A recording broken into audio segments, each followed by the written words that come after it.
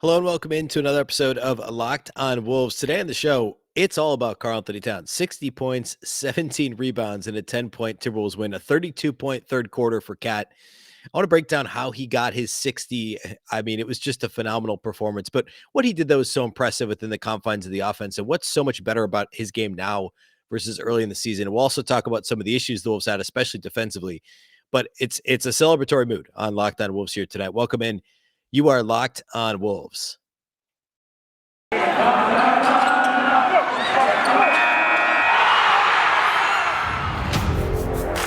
You are Locked on Timberwolves, your daily Minnesota Timberwolves podcast. Part of the Locked on Podcast Network. Your team every day.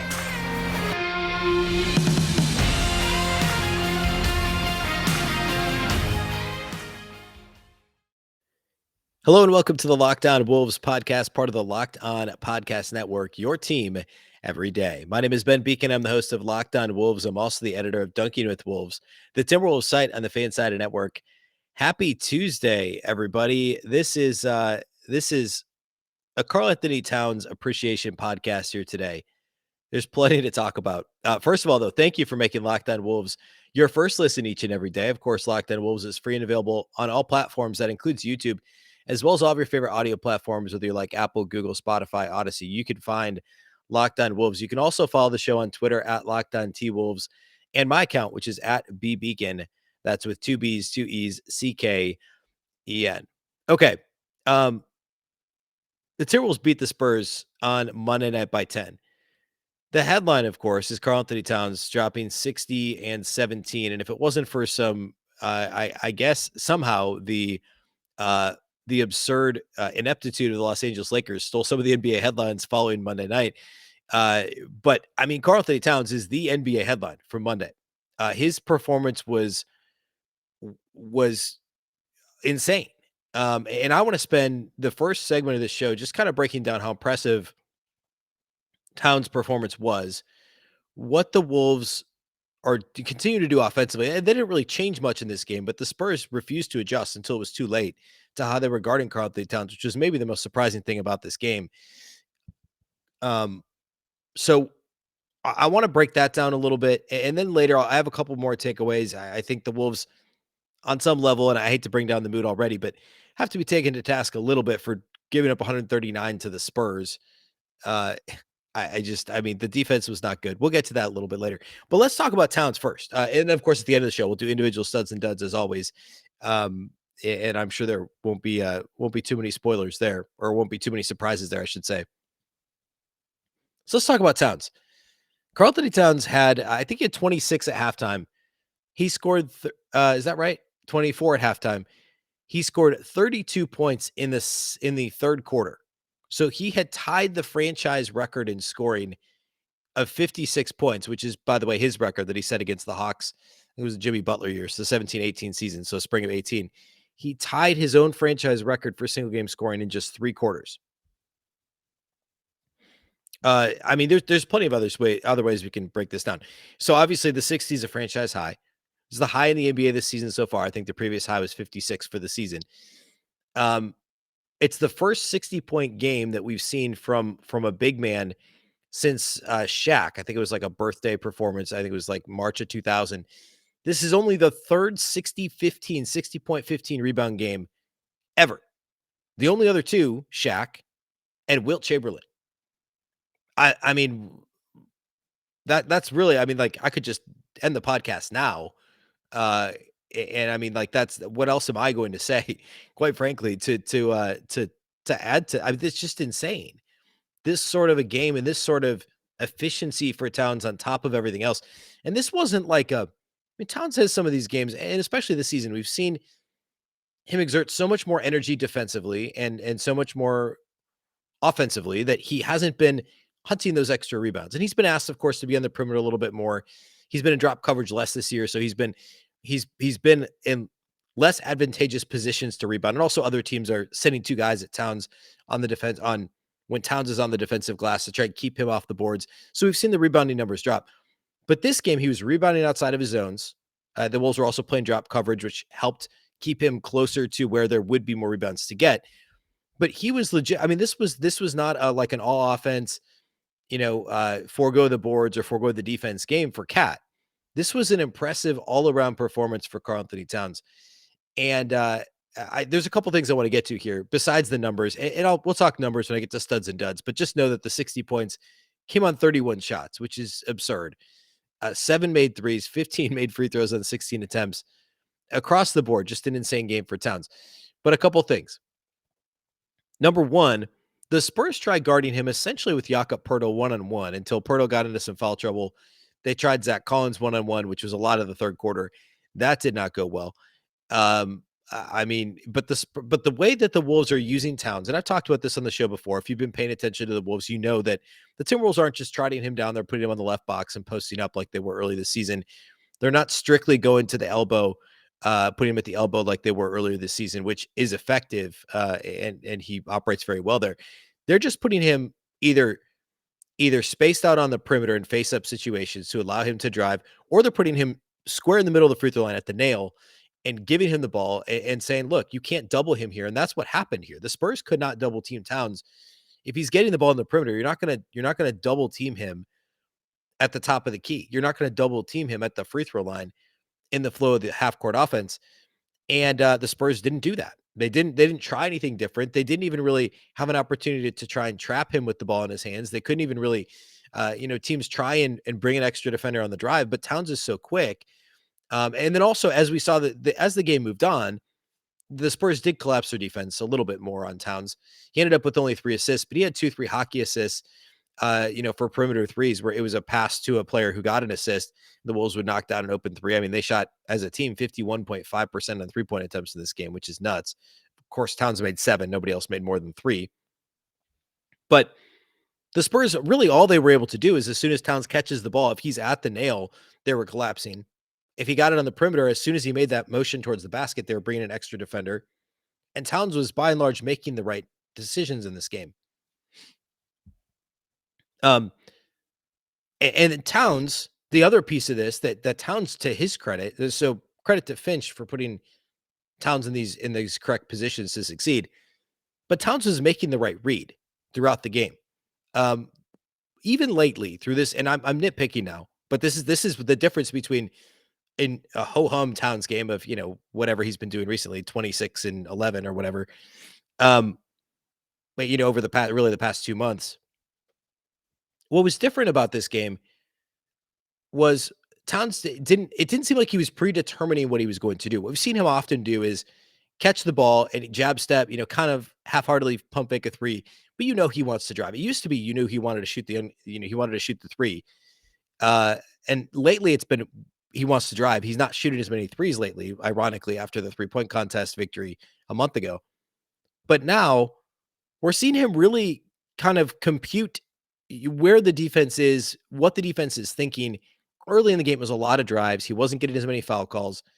As the game went on, he was more and more willing to shoot the open three, the semi-open three. And the three was opening up that much more because the likes of Poeltl and Collins were backing off of him, knowing they needed that extra space to try and stay in front of, obviously hopelessly, but stay in front of a Towns dribble drive to the basket. And Towns was reading that, and he was shooting the three-pointer, with the defender a foot and a half away from him, knowing that he could get that shot up and over a Collins or a Poeltl. And he ended up shooting 7 for 11 on threes. And that was because he was reading the defense correctly, literally taking what the defense was giving him. I think sometimes we say that, we don't really mean it, but Towns did that in this game. He only had 2 offensive rebounds, which surprises me. I thought he had more than that because he was in the mix on the glass. And he had a big offensive rebound and putback when the Spurs were making a little bit of a run. I guess it was maybe second quarter. It was late in the first half. He had a really tough rebound and bucket. He had another one in the second half. But again, I mean, the performance was so well-rounded, so impressive, so intelligent, and yet it's so dominant. Again, putting the ball on the floor, shooting jumpers, being physical in the paint, playing through contact. And then the last thing I want to talk about related to Towns is how impressive it was to me. In the first half, Towns was getting absolutely pummeled going to the basket. Foul calls were few and far between. Eventually, he got frustrated, got called for a technical. On the other end of the floor, The officials had a poor night on both ends. I just think there were so many fouls called in this game. The pace was awful. We had the lengthy review on the ridiculous flagrant foul call in the third quarter, which, I mean, I don't want to get into that, but the flagrant foul call in Towns that was initially an offensive foul, which is a little dubious, but I get it. The upgrade to the flagrant, which is absurd. That review took forever. The game was a slog, but anyway, at least in terms of time of game and number of free throws shot, the first half, Towns said he had a really tough whistle. He just did not get to shoot as many free throws as he should have. But he kept at it. He got the technical. Chris Finch was unhappy with the officials, was maybe a little more vocal than we typically see him with the officials, outwardly frustrated with the officials. Um, but then in the second half, Towns just kept coming. He didn't let it get him down as he would have in the past. You could kind of see things could have kind of unraveled in that second quarter. This game was closer than it should have been, and I want to get into that in the next segment here. I want to talk about some more key takeaways, the Timberwolves' defensive issues, et cetera. Some of the problems I noticed in this game defensively for the Wolves as a team. But Towns very easily could have let the technical get to him in the second quarter. The lack of a whistle in the first half, the whistles against him. There was one absurd traveling call that should have either been a foul or a no call, and they called traveling on Towns. There was a questionable offensive foul at one point, the flagrant foul on Towns in the third quarter. All of those things could have, maybe even a November version of Karl-Anthony Towns, November of 2021. Certainly the 2017, 18, 19, 20 version of Karl-Anthony Towns probably either picks up a second technical or goes quietly into the night. That's not what we saw in this game. We saw an all NBA, and I know Towns made all NBA in 2018, but this was truly the all NBA superstar, probably top 15 player in the league, Karl-Anthony Towns in this game. Now, obviously, I want to live in this moment. This is the moment we should be talking about. Bigger picture. I know the folks on Twitter, the national folks, they're going to want to say, "Oh, this is a mid-March game against the 11th place San Antonio Spurs. What are you going to do for me in April? When you're fighting for playoff seeding or in the play-in or in the first round when you're the 6 seed or maybe even the 5 seed, who knows?" Sure, that's fine. We can talk about that another day. Something tells me this is the version of Karl-Anthony Towns we're going to see then. We're not going to see the Karl-Anthony Towns that withers from the moment. This version of Karl-Anthony Towns is the version the Timberwolves are going to get moving forward. Um, I don't think he's going to score 60 and put up and grab 17 rebounds every night. But hey, I don't know. I joked on Twitter. Maybe when Nas Reed is out, Towns just says, "Hey, look, this is what I got to do tonight." I mean, I hope Nas gets better. I hope he comes back. From the back spasms. I'm certainly not wishing that Nas is out any longer, but I mean, I don't know. Towns, something was different about this game, and if Towns can continue to bring this edge, I mean, look out. This is no doubt an All NBA player that we're watching here. Okay, next I want to talk key takeaways, and there's a couple. It's not all negative. There's a couple of positive takeaways. There's one kind of glaring negative one, which I mean they gave up 139 to the Spurs, so you can kind of guess what that's going to be. But I want to dig into some of those defensive issues in this game here next as part of key takeaways before we get to individual studs and duds. So that's going to come up here next. First, though, let's talk about our friends over at Bet Online. It's that time of year again, as college basketball's tournament is finally upon us. From all the latest odds, contests, and player props, BetOnline.net is the number one source for all your sports betting needs and info.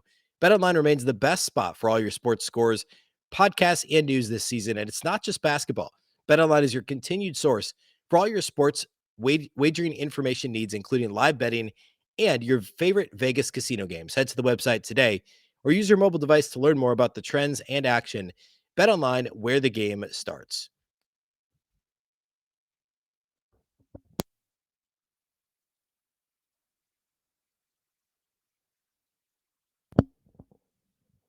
All right, thanks again for making Locked On Wolves your first listen each and every day. For your next listen, check out the Locked On Now podcast, nightly recaps of every NBA game with analysis from our local experts. It's free and available wherever you get podcasts. It's the best way to listen to the recap of the night before's action. Hosts like myself for every team will give you a little bit more perspective than a box score or regular highlight show might give you. So be sure to listen to Locked On Now. Subscribe to the show and listen to it daily, Monday through Friday. All right. Let's talk additional key takeaways beyond Karl-Anthony Towns' complete and utter greatness in this game. Number one, we'll start with the negative one because I just got to get out of the way.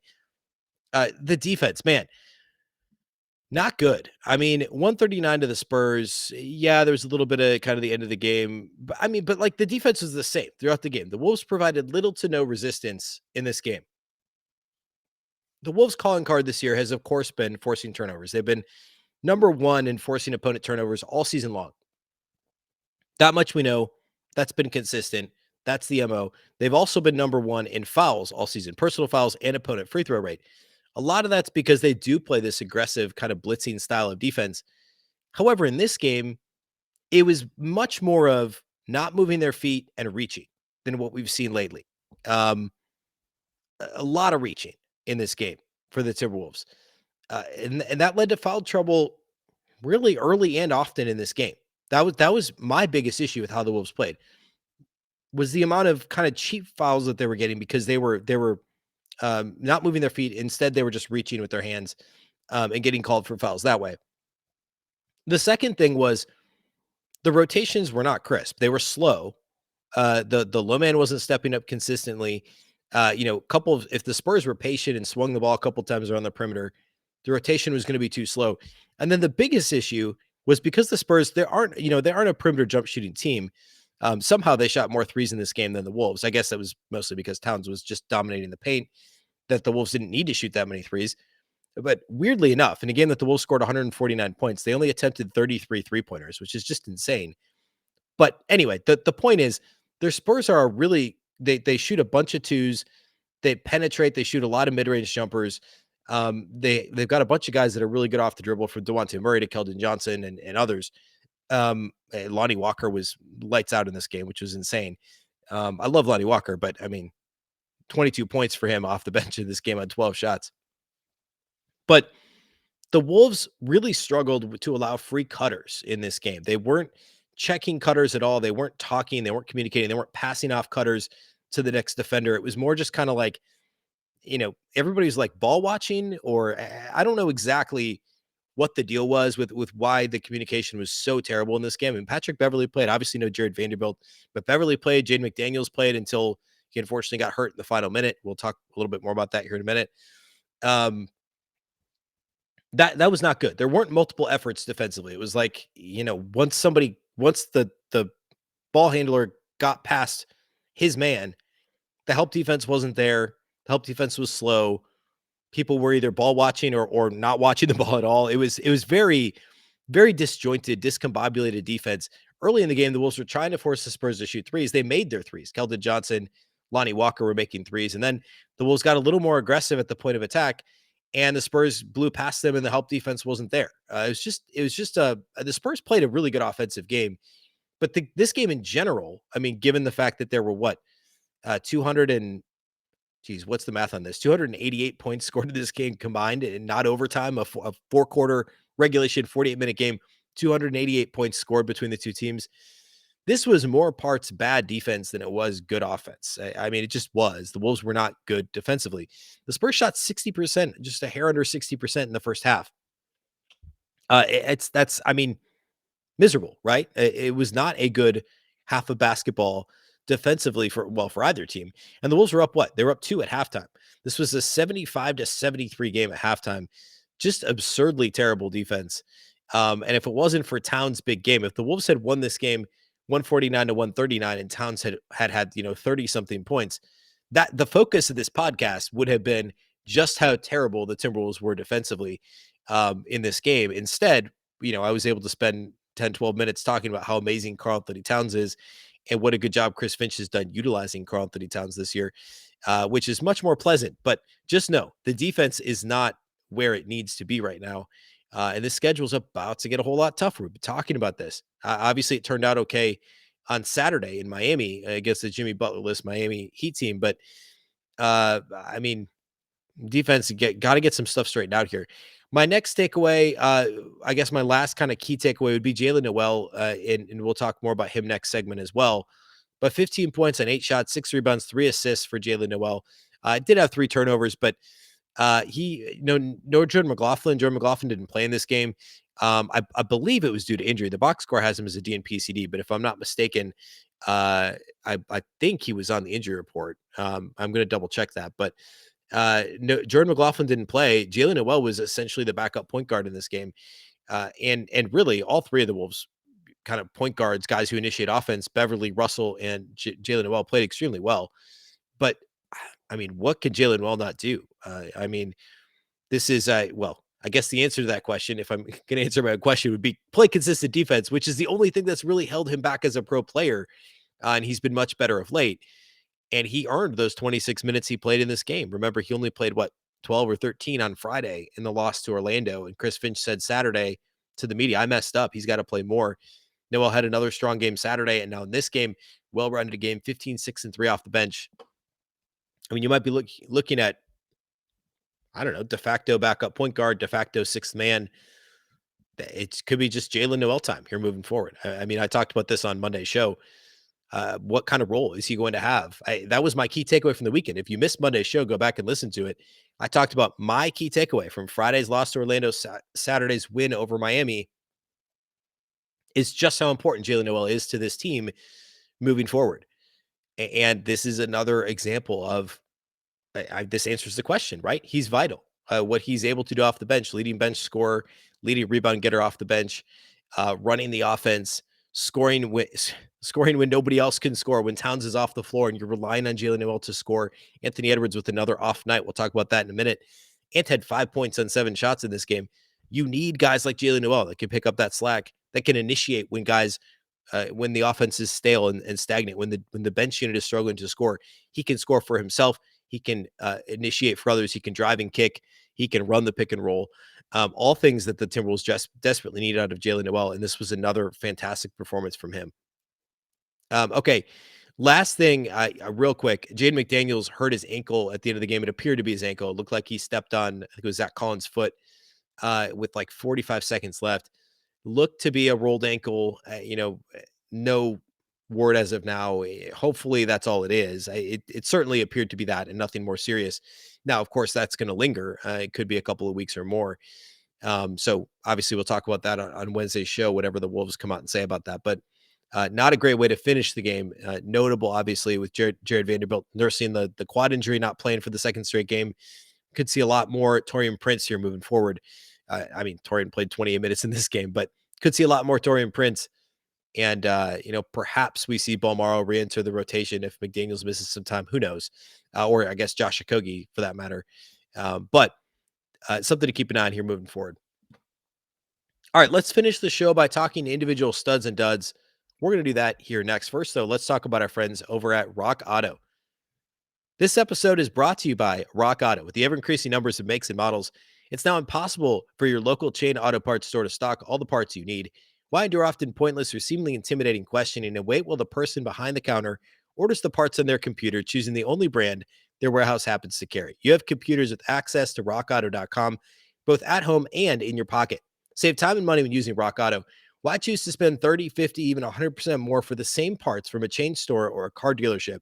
Rock Auto is a family business serving do-it-yourselfers for over 20 years. Rock Auto prices are reliably low for every single customer, and they have everything you could possibly need, from brake parts to tail lamps, motor oil to even new carpet. Go explore their easy-to-use website today to find the solution to your auto part needs. Go to rockauto.com right now. See all the parts available for your car or truck. Right, locked on in their How Did You Hear About Us box so they know that we sent you. Amazing selection, reliably low prices, all the parts your car will ever need. rockauto.com.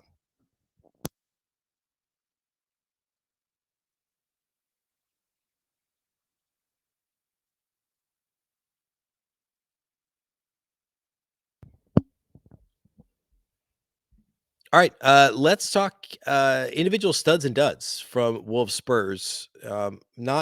Not really a drum roll needed here. Best player in the floor, best player in the NBA on Monday night was Karl-Anthony Towns. 60 points, 17 rebounds, 3 assists, and a steal. 19 of 31 shooting. These numbers are crazy. 7 of 11 on 3-point attempts. Of course, he hit that three to get him. He had the franchise record 57 that he hit with the free throw, got him from 56 to 57.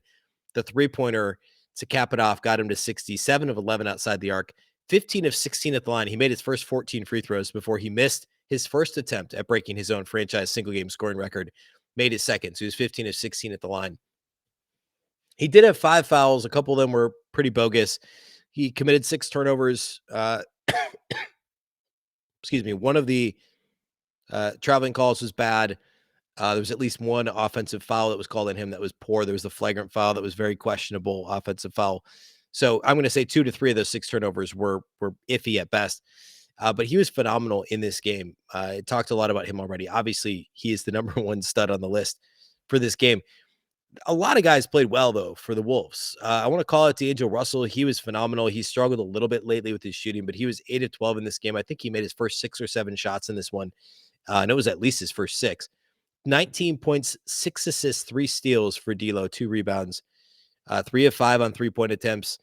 He only committed 1 turnover and had the 6 assists in 29 minutes played. It was nice that he only needed to play 28 minutes. Pat Bev played 30.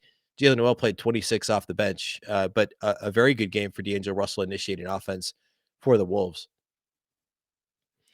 Third stud is a really tough one for me. I'm going to give it to Jalen Nowell, but then I want to talk about Patrick Beverley next. Jalen Nowell, I already talked about him too, but 15 points, 6 rebounds, 3 assists for Jalen, 6 of 8 shooting, 3. He did have 3 turnovers.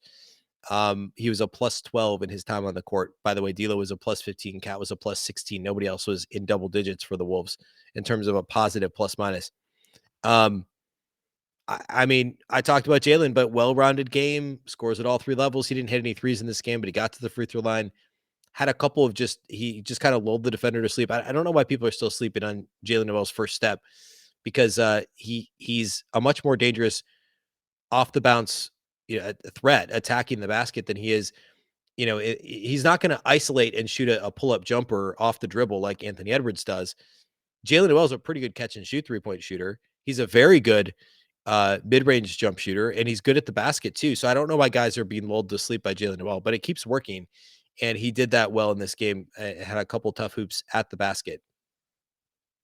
I want to give an honorary, I don't know. I for whatever reason, I locked myself into this rule of 3 studs for a game.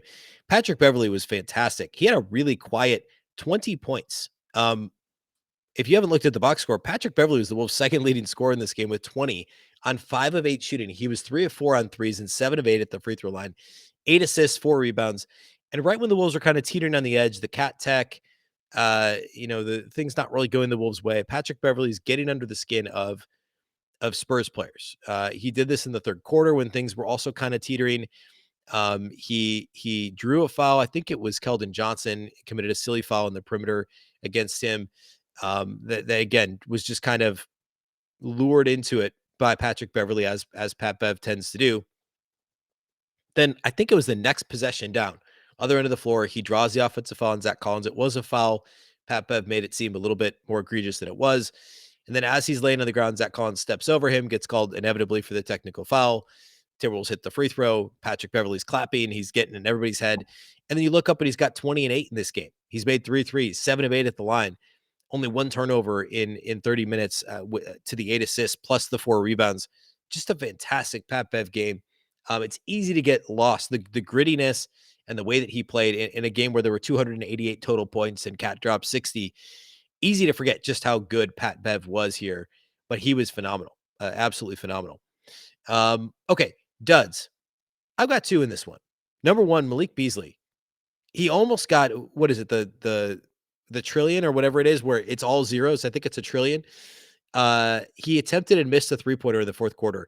He played 19 minutes in this game and did not log a single statistic except for a missed 3-pointer.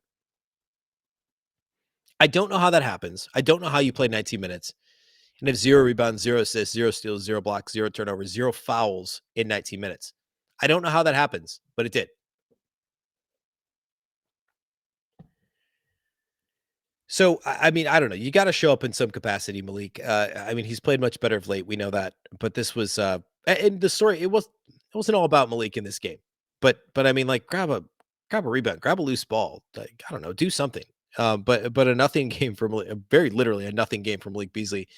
Then Anthony Edwards. I don't know that a dud is really necessary because he didn't play bad. He just didn't really do anything in this game. He was actually, again, a pretty solid on-ball defender when given the opportunity.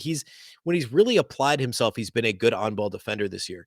And he was pretty good in this game overall. 5 points defensively, 5 points on 2 of 7 shooting. He only made 1 3 on just 2 attempts, didn't get to the free throw line, 3 rebounds, 3 assists, a steal and a block, a couple of turnovers. Just a really uncharacteristically quiet 30 minutes after a couple of strong games on Friday and Saturday from Ant. So I would imagine he bounces back in a big way later this week. But just an overall quiet game. Okay. I don't have anything else to say about this. This was fun. I mean, I wish that there was a little bit more defense played by the Wolves, but I mean, hey, if this happens again and Cat scores, we have 56 through 3 quarters again for Cat, I'll take it. I mean, it's fun. Now, of course, and we'll talk about this in Wednesday's show, so I don't want to get too into it now, but the schedule's about to get real rough. I mean, the Lakers, for what it's worth, it gets tough after the Lakers. The Wolves have the Lakers on Wednesday at home. And then after that, you get Milwaukee, Dallas, Phoenix, Dallas, Boston, Toronto, Denver. And then there's only 4 games left after that. Then we're in April. So the next 7 after that are against playoff teams, and they're all probably teams that are going to finish 6th or better in their respective conferences. So it's going to get hard before it gets easy again for the Wolves. 10 games above 500. Denver somehow beat Philadelphia on Monday night. Obviously didn't get to see any of that game, but Wolves are still a game and a half back of Denver in the Western Conference, and 3 games back of Dallas and Utah, who are now tied for the 4 and 5 seeds. So, I mean, hey, there's 3 teams in between there, but the Wolves are only 3 games back of the 4 seed now. So who knows? This has been a lot of fun here the past few weeks, and hopefully it continues against Lakers on Wednesday. All right, that's all we have for today. Thanks again for those of you that do make Locked On Wolves your first listen every day. Of course, this show is free and available on all platforms, including YouTube, as well as Apple, Google, Spotify, and Odyssey. You can also follow on Twitter at Locked On T-Wolves and at Beecken with 2 B's, 2 E's, CKEN. Sorry, obviously I've had a cough lately, so sorry for the almost coughs that keep happening here. Also, of course, Locked On Wolves is part of the Locked On Podcast Network, and of course, you can listen to any Locked On podcast for all your favorite teams in any sport. Across all sports, across all markets. Be sure you subscribe to your favorite Locked On shows. And then a reminder about Locked On NBA, talked about them a little bit earlier, and also the Locked On Now podcast. As long as you're making Locked On Wolves your first listen, you can make Locked On Now or Locked On NBA your second listen every single day. NBA experts on Locked On NBA covering the NBA every single Monday through Friday in less than 30 minutes. It's free and available wherever you get your podcasts. Once again, my name's Ben Beecken. This is the Locked On Wolves podcast, and we'll catch you next time.